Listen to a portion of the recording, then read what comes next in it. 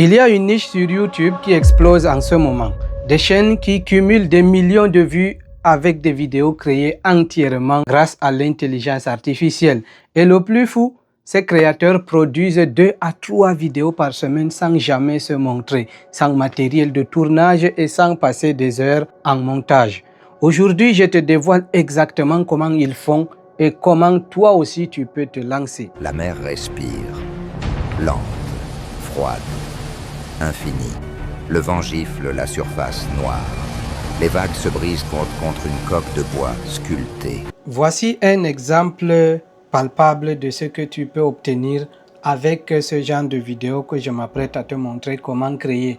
Regarde, cette chaîne fait des vidéos documentaires sur des faits historiques qui ont marqué notre temps. Et tu vois que c'est cohérent et les résultats sont impressionnants, le nombre de vues. Là même, je n'ai pas trié par les plus populaires. Quand je trie par les plus populaires, tu vois qu'il y a des vidéos qui ont fait plusieurs millions de vues. Mais il y a encore un fait très important qui est le nombre de vidéos publiées qui n'est que de 32 et le nombre d'abonnés qui est quand même de plus de 250 000 abonnés. Sur YouTube, c'est pas facile d'avoir ce genre d'abonnés. Maintenant, en termes de résultats, tu vois qu'il obtient plus de 300 000 vues par semaine. Et les revenus, alors là, c'est incroyable puisqu'il est au-delà de 10 000 $ par mois juste avec des vidéos documentaires. Donc, je m'apprête à te montrer comment générer. Donc, une fois que tu te décides à faire ce genre de vidéo, tu pars directement sur ChatGPT et là, tu vas utiliser 2 prompts. Voilà le premier prompt. Tu vas lui demander de t'écrire une narration documentaire cinématographique sur l'histoire des Vikings. Ça, c'est pour l'exemple, j'ai choisi l'histoire des Vikings pour te montrer comment ça se passe. Tu peux choisir n'importe quel fait historique, n'importe quel événement et tu vas faire exactement la même chose. Je te garde ce prompt là dans la description de cette vidéo et là tu peux le prendre et copier, juste modifier le fait historique que tu veux documenter et là tu lances le prompt et tu vois qu'il a suivi exactement les instructions. Maintenant, une fois que tu as cette narration que tu vas utiliser pour générer la version audio, tu vas coller ce deuxième prompt là. Celui-là, il te permet de générer des prompts qui vont te permettre de créer les visuels avec l'IA. Pour cela, je lui ai demandé d'analyser le script et de me générer des prompts d'images style documentaire que je vais utiliser avec Nano Banana Pro pour les visuels. Et là, c'est exactement ce qu'il m'a donné. Donc, pour utiliser ces prompts et générer les images, et puis si tu veux animer ces images et ajouter le son et tout cela, j'ai un excellent outil pour cela et c'est Hitpo Edimaker. En gros, cet outil dispose de tout ce dont tu as besoin pour générer ton documentaire historique. Dans les autres tutoriels qui existent sur YouTube, on te recommande d'utiliser tel outil pour les images, d'autres pour le texte, d'autres pour les audios et tout ça là, à la fin, ça casse la tête, ça perd du temps. Mais cet outil dispose de tout ce dont tu as besoin de A à Z jusqu'au montage final et même ajouter les effets visuels et sonores. Si tu as déjà cet outil, tu vas juste cliquer sur nouveau projet. Si tu ne l'as pas, je vais te dire comment l'obtenir vers la fin de cette vidéo. Une fois ici, tu cliques sur nouveau projet et là, tu es sur cette interface là que tu vas. C'est ici que tu vas utiliser tous les outils disponibles et nécessaires pour ce documentaire là. Tout commence donc par image IA. Ici, on va générer les images qu'on va utiliser pour notre documentaire. Une fois ici, tu cliques sur générateur d'images IA. Tu tombes donc sur cette interface. Tu as 3 options. Tu peux générer l'image en passant par une image. Donc, tu peux ajouter une image de référence, mais tu peux aussi utiliser du texte vers image. On a plusieurs modèles d'IA pour cela, mais ce qui nous intéresse, c'est Nano Banana Pro. Une fois que tu as sélectionné le modèle, ici, tu vas ajouter ton prompt et en bas, tu vas peaufiner tout cela pour avoir le meilleur détail possible. La résolution, moi je prends HD 4K pour cet exemple pour te montrer la meilleure des qualités que tu peux obtenir avec. Je laisse le rapport d'aspect à 16 neuvième et puis le nombre de résultats à 1. Je retourne donc ici, copier mon prompt. Je retourne donc ici, je colle mon prompt. Et là, j'avais déjà paramétré tout. Je clique sur générer. J'ai suivi le même processus pour générer toutes les images que j'ai besoin pour cette vidéo. Et maintenant, laisse-moi te montrer quelques images qu'on a obtenues. Regarde la qualité, les détails. C'est vraiment impressionnant et qualitatif. Et pour aller encore plus loin, je te propose de donner ce prompt à ChatGPT. Et ça, c'est la recette du chef pour obtenir des variantes d'images pour chaque scène, pour avoir un angle différent, un autre point de vue de la même scène. Là, ça va te permettre de varier les images dans ta narration et tu verras que c'est exceptionnel ce qu'on vient de faire avec ce deuxième prompt d'image là. Pour certaines scènes, tu peux générer ou bien tu peux générer pour toutes les scènes, ça dépend de toi. Moi, je vais faire pour quelques scènes pour cet exemple pour ne pas trop prolonger la vidéo. Et là, je lance sur générer. Je retourne prendre au moins 3 prompts différents pour essayer de varier les points de vue dans mon documentaire. Et là, tu peux continuer de faire pour toutes les scènes, tout dépend de toi. Moi, je vais me limiter à quelques-unes de ces images-là. À chaque fois que tu reviens dans le générateur d'images, assure-toi que tu es sur texte vers image. Et là, tu choisis la résolution que tu veux et tu colles le prompt. C'est exactement la même chose à chaque fois. Je vais continuer pour avoir le plus de variantes possible pour notre vidéo. Voilà déjà les images qu'on obtient et lors du montage, tu vas voir que ce qu'on a fait avec ces variantes va changer complètement la donne pour notre vidéo. Et pour encore donner un peu plus de qualité à notre vidéo, si les crédits dont tu disposes te le permettent, je te suggère de donner ce petit prompt ChatGPT pour avoir des prompts et animer au moins les premières scènes de ton documentaire, qu'ils soient des vidéos, au lieu d'utiliser des images. Donc j'ai écrit maintenant, donne-moi un prompt pour animer chaque scène avec VO 3.1. Je clique et là, il va me rédiger des prompts pour animer quelques scènes. Tu n'es pas obligé d'animer toutes ces images, ça sera très compliqué et ça va consommer plus de crédit. Mais les 2-3 premières scènes, si tu les animes, ça sera vraiment exceptionnel. Donc, une fois que tu as ton prompt, tu reviens ici. Maintenant, c'est au niveau de vidéo IA que tu vas t'amuser. Au lieu de rester sur image IA, tu vas aller dans vidéo IA. Et là, tu as plusieurs options. Comme on a d'ores et déjà généré les images, on va cliquer sur image vers vidéo. Et là, tu as plusieurs options. Ici, il y a des modèles très intéressants comme Sora 2, VO 3.1, Kling et autres. Pour cet exemple, je te conseille d'utiliser Kling 2.6. En termes de rapport qualité-prix, il est intéressant parce que n'oublie pas que c'est les crédits que ces outils utilisent pour générer tes vidéos. Donc tu cliques sur coller ici au niveau de cet espace. Pour coller ton prompt, tu descends un peu, tu vois que tu peux choisir entre 5 et 10 secondes. Tu peux aussi activer la génération de l'audio et c'est très important pour les effets sonores. Maintenant, tu pars chercher ton image du début pour venir commencer à animer. La première image pour moi, c'est celle-là. Je la récupère, je viens glisser ici et voilà. Une fois qu'elle finit de charger, je peux cliquer sur générer la vidéo. Ok, voilà. Maintenant, mon image est là.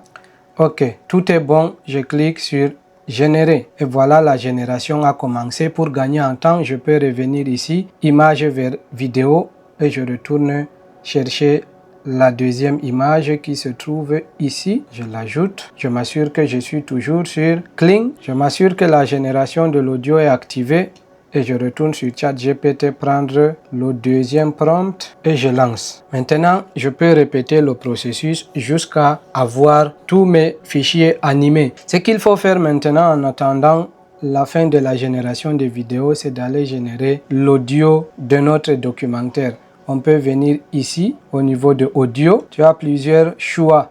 On nous a ramené directement sur IA Music, mais ça, c'est une fonctionnalité que peut-être je te parlerai dans une prochaine vidéo. Pour l'instant, ce dont on a besoin, c'est la synthèse vocale. Je clique donc ici sur synthèse vocale et je peux commencer par écouter les voix qui vont bien matcher avec le style documentaire. Et pour cela, généralement, ce sont des voix posées, calmes et graves. Donc, essayons de voir ensemble. Bonjour, laissez ma voix ajouter plus de couleurs et de... Bonjour, laissez ma voix ajouter plus de couleurs et de... Bonjour, laissez ma voix ajouter plus de couleurs et de chaleur à vos mots. Bonjour, laissez ma voix ajouter plus de couleurs et de chaleur à vos... Bonjour, laissez ma voix ajouter plus... Bonjour, laissez ma voix ajouter plus de couleurs et de chaleur... Bonjour, laissez ma voix... Voilà, je pense que j'ai trouvé une voix parfaite pour notre documentaire. Une fois que je l'ai sélectionné, je retourne sur ChatGPT, je remonte jusqu'à arriver au niveau de la narration.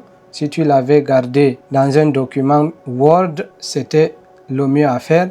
Je copie une bonne partie parce que, par exemple, on n'a pas de temps pour monter toute la vidéo.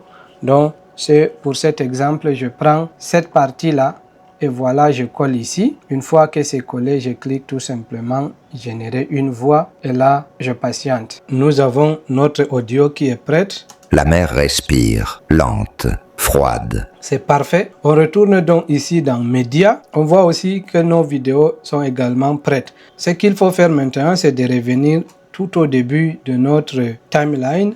Et là, je viens tout simplement cliquer sur plus ici. Et voilà, le logiciel a glissé et déposé la vidéo sur ma timeline. Donc, c'est exceptionnel. Ça commence à prendre forme et voilà, je n'arrête pas de sourire. Je reviens encore cliquer ici pour ajouter le deuxième plan. Voilà. Donc, tu vois, si tu te retrouves dans un scénario où le temps de ton image ne remplit pas la partie narrative de l'audio que tu veux, comme les vidéos, on ne peut pas les prolonger indéfiniment. Tu sélectionnes tout d'abord ton plan, le plan que tu veux un peu étirer, tu viens dans vitesse et là tu peux ralentir un peu et tu vois que ça a prolongé la vidéo jusqu'à couvrir toute la partie audio. Tu peux donc ajuster jusqu'à ce que ça soit au niveau voulu, à peu près comme ça. Et là maintenant, si tu as plus de vidéos à rajouter, tu continues. Si tu n'as plus de vidéos, maintenant tu veux ajouter les fichiers audio, tu retournes dans Images IA et tu vas sur Mes créations. Et à ce stade, tu peux donc continuer tout en écoutant la narration. Tu vas te repérer sur les différentes images à utiliser. Tu peux vraiment t'amuser avec les différents plans jusqu'à, par exemple, ici. Tout est fait dans l'ordre normalement. Donc tu peux aussi suivre l'ordre, mais si tu as demandé plus de variantes d'images, ça te permet aussi de jongler, de varier chaque plan de la même image. Une fois que tu as fini d'aligner tes images sur la timeline, il y a plusieurs façons de rendre ton documentaire encore plus intéressant. Tout d'abord, tu peux choisir d'ajouter des animations à ta photo, à ton image.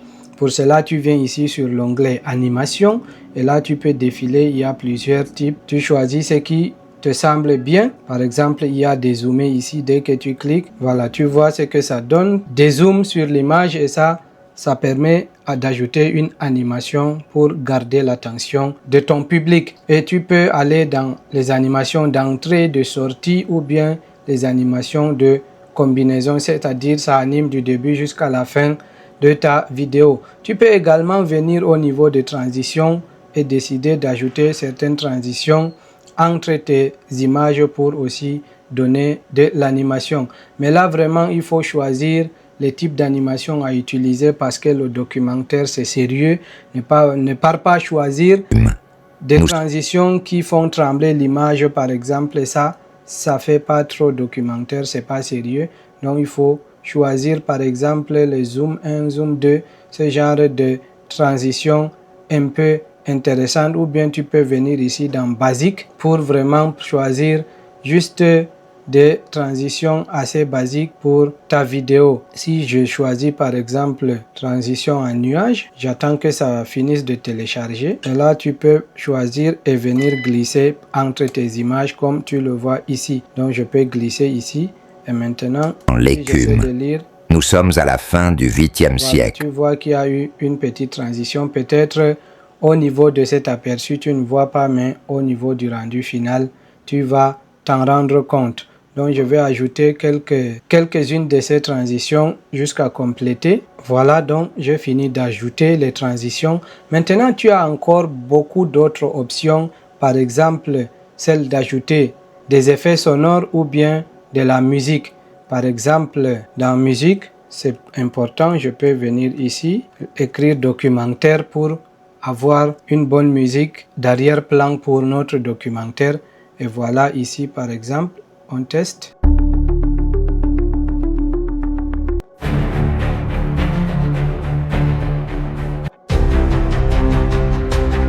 Moi j'aime beaucoup plus celui-là. Je le prends et je viens le glisser ici en bas de notre timeline. Je recommence au début pour apprécier le son là. La mer respire.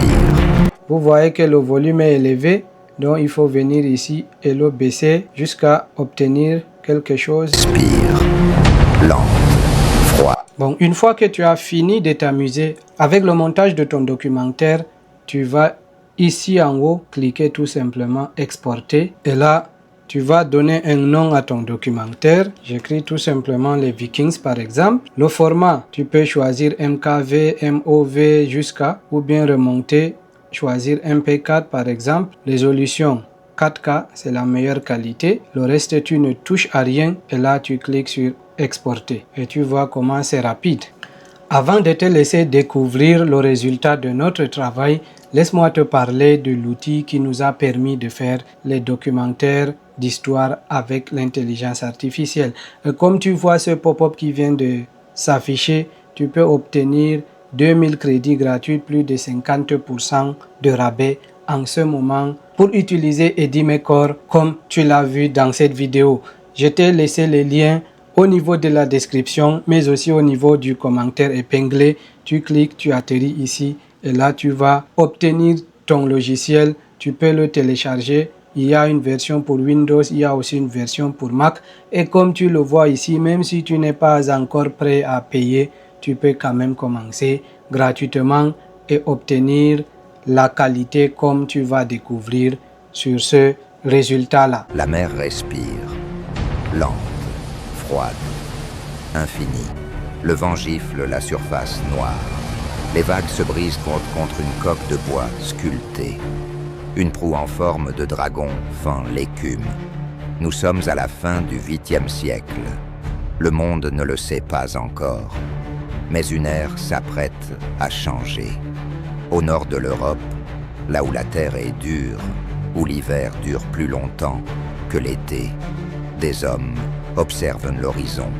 Pour récapituler, tu crées ton script et tes prompts visuels avec ChatGPT, tu génères tes images, voix et sous-titres dans Edimaker, tu assembles, tu exportes, tu publies. 2 à 3 vidéos par semaine, c'est largement faisable avec ce système.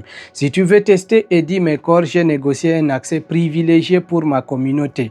Le lien est juste en dessous dans la description. Clique, teste, crée ton premier documentaire dès ce soir. Dis-moi en commentaire sur quel sujet tu vas te lancer. Histoire, science, paranormal? Je suis curieux de voir ce que vous allez créer. Like si cette vidéo t'a aidé, abonne-toi si ce n'est pas encore fait et on se retrouve très vite pour un nouveau tutoriel. Ici Oumarou Sanda et à très bientôt. Salut!